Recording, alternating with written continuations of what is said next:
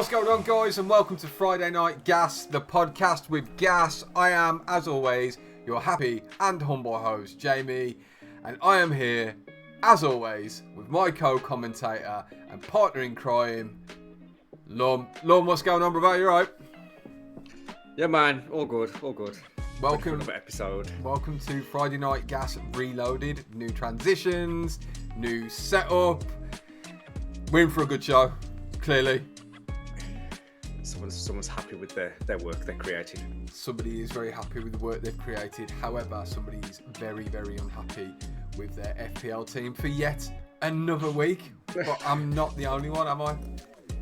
It's Groundhog Day. I'm pretty sure of it. It pretty much is. I'm also unhappy with the lighting choices I chose for this evening, but we move.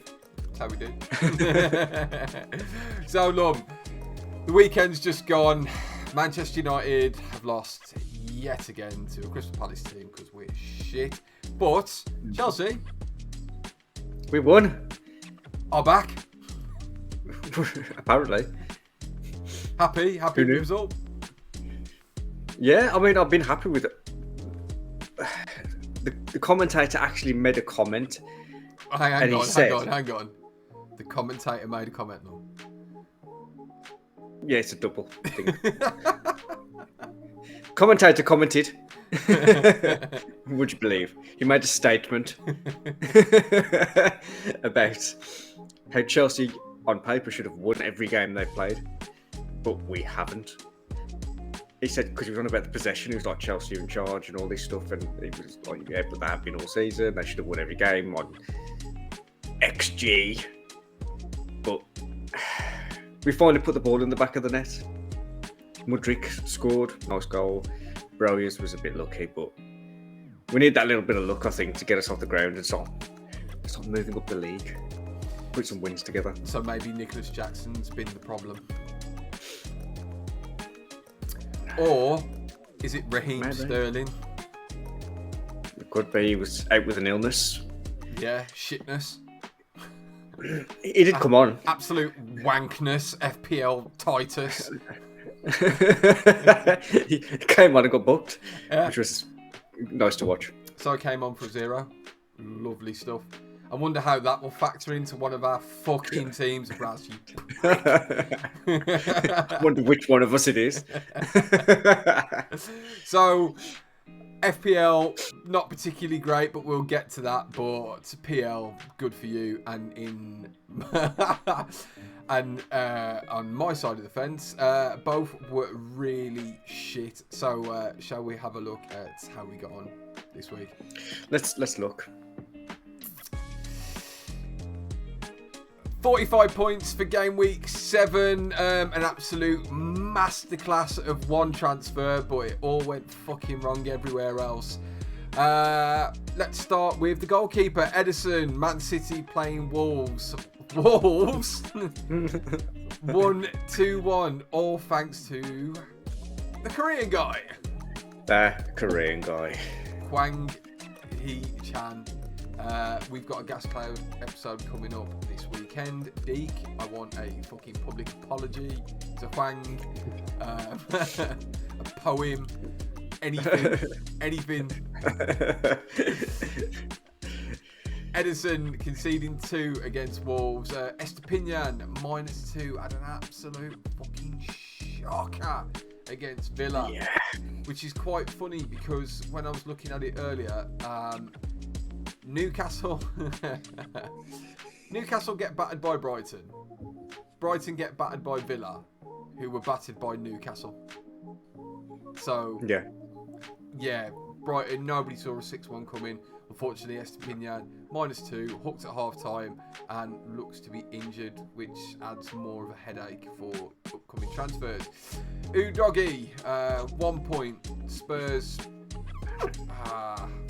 The less said about that game, the better, I think. I think we'll save that for the Gas Cloud episode, don't you, Lum? Yeah, because that's a whole discussion on its own. I mean, what a mess, but... What a mess. Expletive. Replay the game.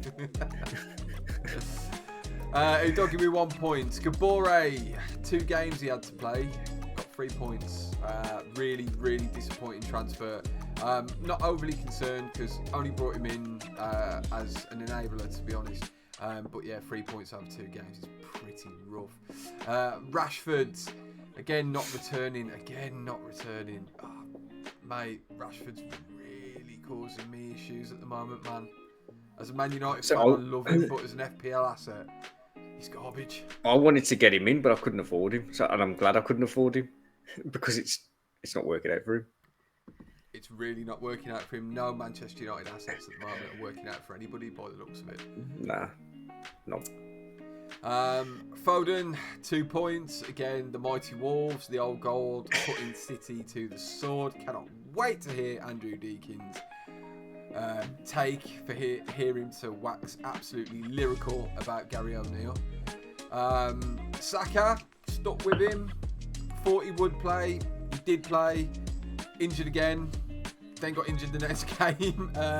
9 points. So lovely stuff. Could have been more Lum. Could have been way more points. Should have had a hat-trick. Why didn't he take the penalties? Slight concern that he's giving away the penalties, but I have seen that apparently away from home Saka's sharing out penalty duty, but at home he's taking the majority of the penalties. So whether or not that's going to factor into FPL at some point, not 100% sure. We'll see. It'd just be nice to have a nailed penalty taker for Arsenal, because then at least you know who's doing what. Yeah. I mean, I saw the penalty and I was like, oh, yeah, I've got Saka. I stayed with him. He's going to get a goal, and then Odegaard takes it. And then there's another one. He's like, maybe Saka takes this one. No, I give it to Havertz because he's fucking shit and he ain't scored. So give him a gift. Pissing me off, man. So it could have been an even better week. So points missed out there on shoulda, woulda, couldas. However, wasn't the case this time. Madders not returning. Raz, you fucking prick. You absolute waste, man.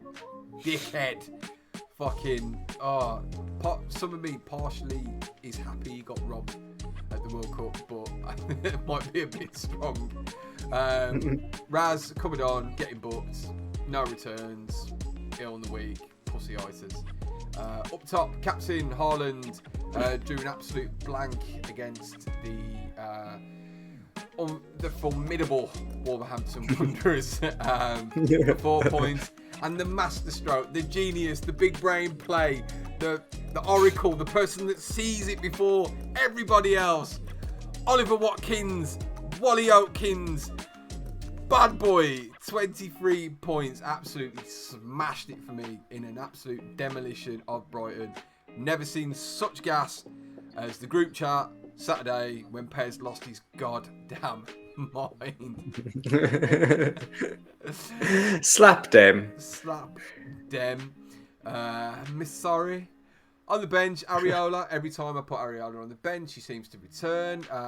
Yet again, fucking hell, from the clean sheet. Botman, no points, long-term injury. Acha, 2 points. And Gusto, who wouldn't play anyway, who's currently banned. So, yes, Lum, that's my team. Not super happy with the point total that rolled in, but I think a big factor of why it was half decent this week was Ollie Watkins, absolute legend. About half your points, Ollie Watkins. Yeah, which in turn means so that I owe Reese half my points for coaching Oliver. Yeah, you do. So, he was the mastermind. You text him and tell him, be calm and, take the finishes properly, place it where you want it. Instead of being like Nicholas Jackson and just throwing your foot at it. Wow! Whack! See comic book things come up when you're hitting the ball, don't you? Like an old Batman comic, yeah. Kapow! So, 45 points for me. My team looks to be slightly in trouble by the looks of it. Injuries to Saka, injuries to Botman, injuries to Estepinian, and obviously Gusto is still suspended until the international break, I believe. So, 45 points. The average was 49. Green Arrow in the league, but overall pretty poor. Speaking of pretty poor, Lum, your team this week. Yeah, I don't know. I didn't have the pleasure of Ollie Watkins. So, yeah, not great, but Flecken fucking he shouldn't have conceded, but he did. Dan Burn doing fine. Lum, I think you're underselling Dan Burn here. He's the finest left back in the world. Absolutely pocketed Mbappe the other night. Yeah, but I don't get the points for the fucking goal he scored either, so I'm not interested in Champions League. I mean, I did well at all that. But he fucking dances and shit. And he's about 6'12" and slow as fuck. That make him and 7 shouldn't work, but somehow fucking works. Love him, great. He does. He works. He's gone up in price as well, so I'm happy about that. Estepinian, yeah, disaster class. We won't talk about that. And then he got injured as well, so that's just even worse. You doggy, yeah, same as you. Diaby, I can hardly see the screen. Got an assist, didn't he? Yep. So that's something, but obviously he went off with an injury. Didn't look too bad when he went off, so I'm hoping that he's going to be okay for the weekend against Wolves. You know, the giant killers. So, hopefully he's all right. Madders didn't do anything, and Buemo is becoming frustrating, but he's got Man United next, so he should haul. Salah, yeah, should have had an assist, but we'll talk about that on the gas cloud because fuck VAR. Saka, yeah, he scored, and then he gave away all my other fucking points. Alvarez scored against the mighty Wolves with a fantastic free kick. Got me a few points, and Haaland blanked. And then, yep, Matt Turner outscored my keeper. Botman was injured. Archer and Bayer, I don't expect anything from them, to be honest, so that's as good as I was going to get. I'm just hoping that it gets better, basically. So 41 points for the week, Lum, 45 for me, both way below the average. Tough week, man. Tough week. Yeah, I think looking at the league, a lot of people had a tough week. There's just the odd outlier that had Ollie Watkins, and then they maybe had, I think Odegaard did well for points as well. Who was the other one? Ben White. Yeah, Matty Cash. Scored. Matty Cash. You know, things like, if you had those kind of players. Yeah, they say somebody in our league had the Villa triple up. I wonder who that was. I don't know who that was. So, speaking of the table then, it's time to look at the weekly table. Weekly table is in.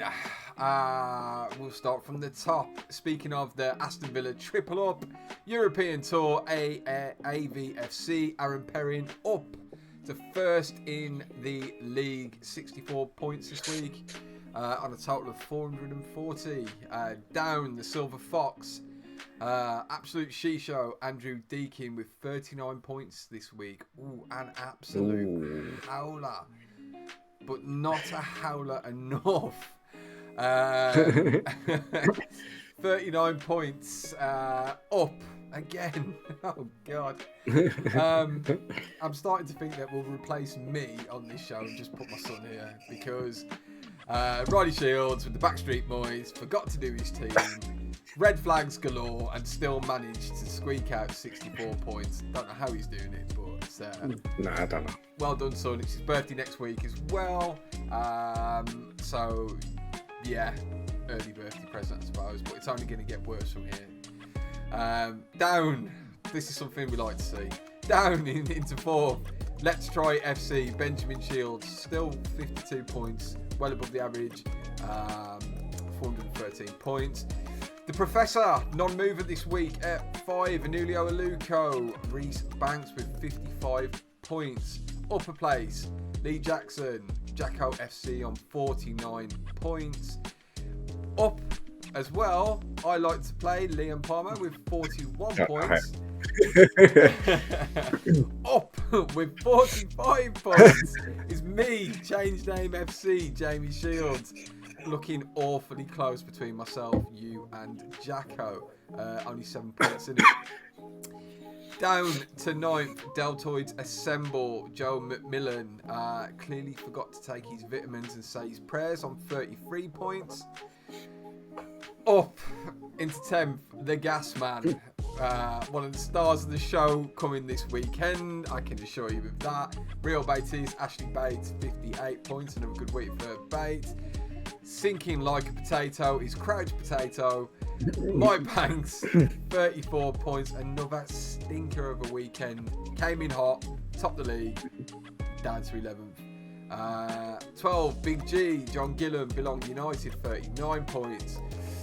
Craig Fowler, he's changed his name, but he needs to do something about the players in his team, clearly. 40 points, down to unlucky for some, 13. Up from the bottom, from the depths, finally, from the depths of despair, Sean Jackson, Magpie United, with a whopping, monstrous, monumental 70 points, pulling it out of the bag, using all these chips. He's finally off the bottom. Sean Jackson is now in contention for 12th place. Well done, Sean. He gets the manager of the week. Sean Jackson, you are manager of the week. Enjoy it. After all the Mazzers, it's finally nice to actually see you get some decent points on the board and get off the bottom of the table. Which leaves us with Slabhead FC, Taylor Bates, down to 15, absolutely dropping out this league on 34 points. And getting the Mazza of the Week award for Taylor Bates. First team, not Ashley's second team. With Mazza of the Week, due to the fact that everybody in that team's either injured or suspended, and it's not looking good for this week. Lum. Nice team looks fucked. Lum. Last week we had Sean Jackson offer you out and call you out for a bet of £5 English, 5, a bluey, 5, that he's going to catch you, and it seems like his trajectory is only going up. Are you worried? Nah, 1 week.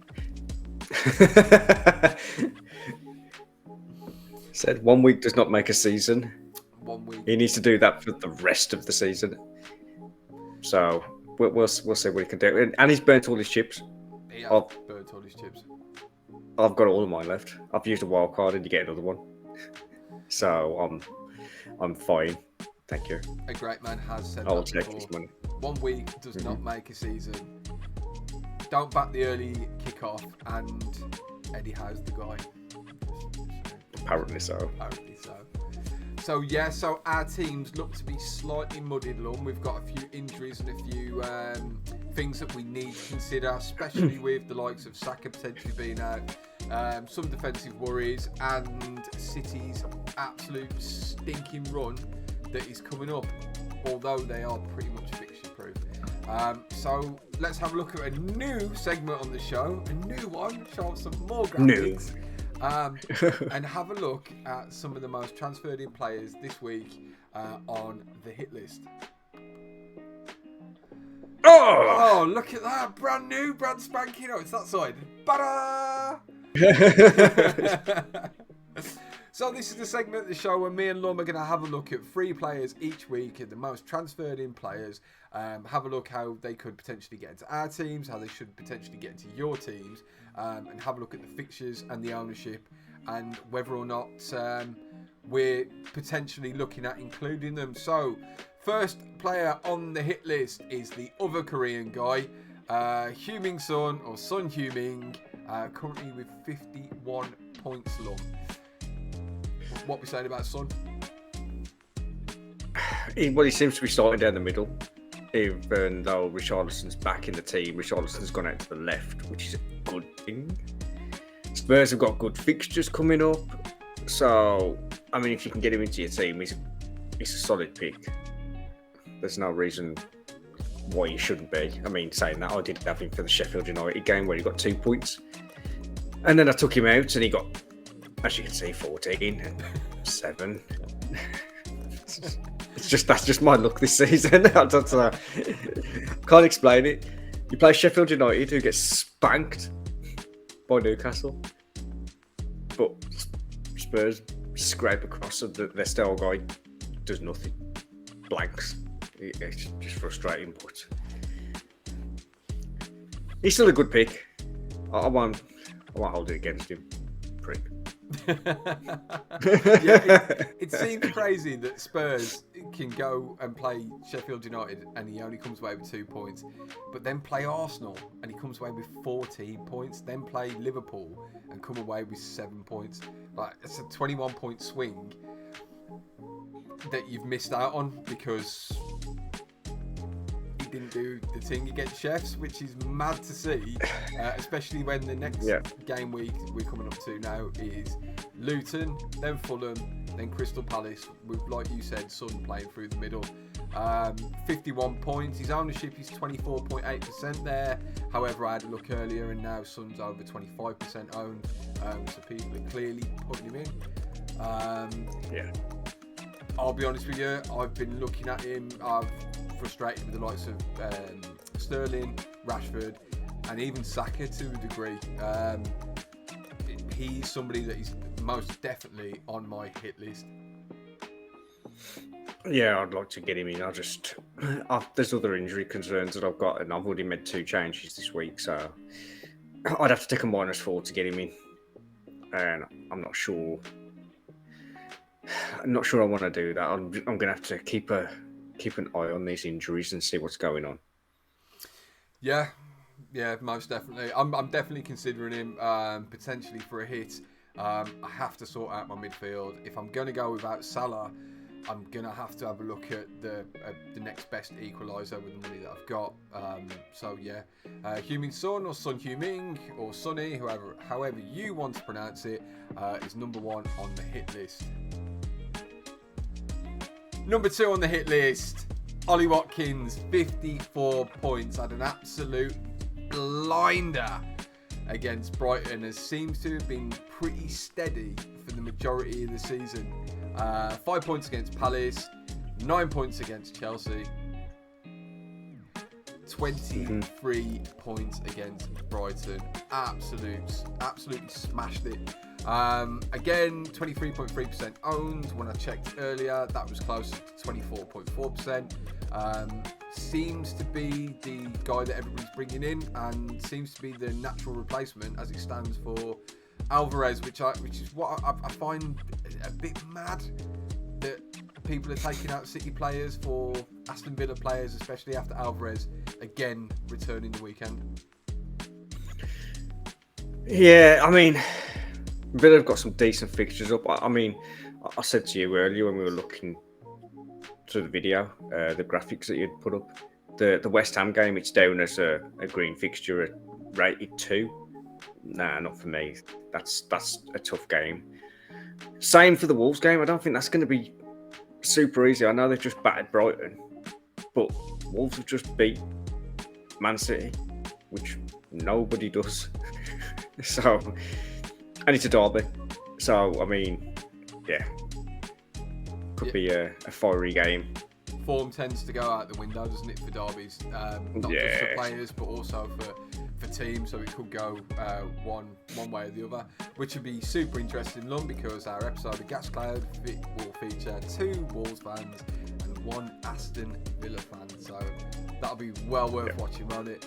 Ollie Watkins on the hit list, already in my team. He's not going anywhere.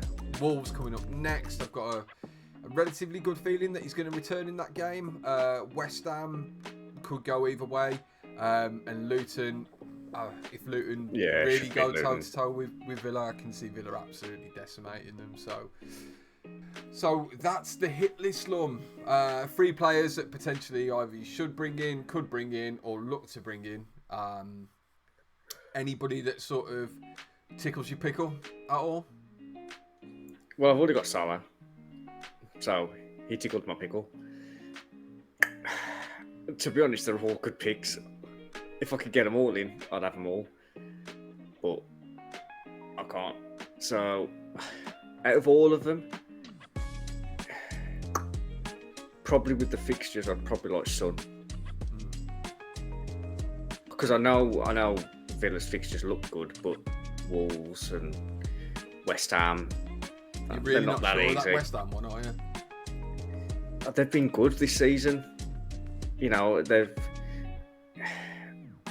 not been super attacking, but they've kind of sat back and just picked teams off. I mean, they did it against us. They've done it against other teams. I don't think they're getting the credit they deserve. And with James Ward-Prowse and Bowen hitting great form, they're deadly on the counter-attack. And any set pieces, I mean, they scored against us. Agard scored from a James Ward-Prowse corner. So, yeah, they're a decent team. They're better than everyone's giving them credit for. After last season, they had a bad season. Yeah, no, I have to agree with that. I think West Ham have started off really strong this year. I think defensively they look really good, really solid and compact when they need to be. Don't tend to give up much possession and seem to be hitting teams on the counter pretty hard. I don't see that as a two fixture at all. To put it in the same vein as like an Everton or a Nottingham Forest or a Luton, no. Burnley, it's a 3, maybe close. Minimum. Yeah, I'd say a 3. Yeah. So yeah, I think it'll be a close game. Yeah. As good as Villa are, and let's give Villa some credit. Villa have played really, really well so far this season. They absolutely blew Brighton away. West Ham's going to be a slightly different beast. I think it's a tough fixture, same as you. For me personally, I've got Watkins. I'd love to have Salah, but I think for the amount of money, for the positional switch, and for the fixtures that are coming up, it's got to be Sonny, isn't it? Sonny is almost a staple. And he's got more points than Salah.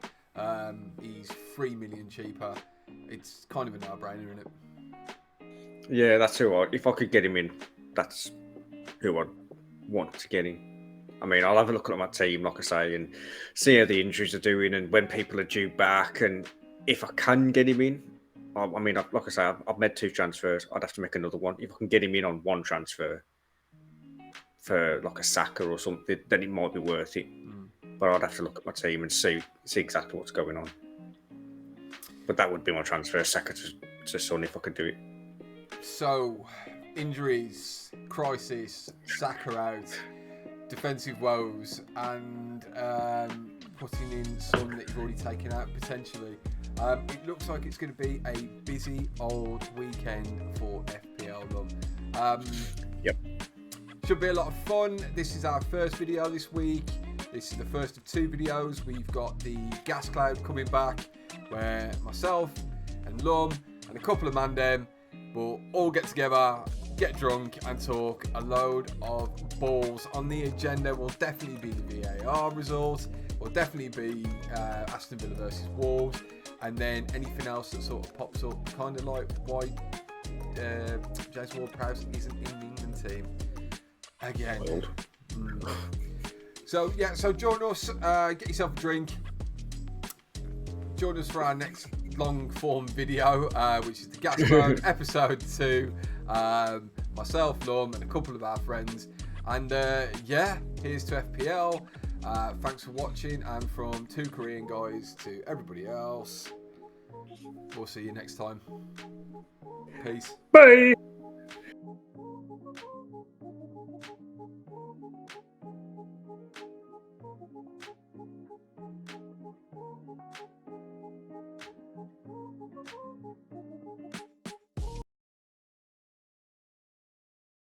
Salah's been steadily ticking over again, which is quite funny to see. 2 points against Chefs, 14 points.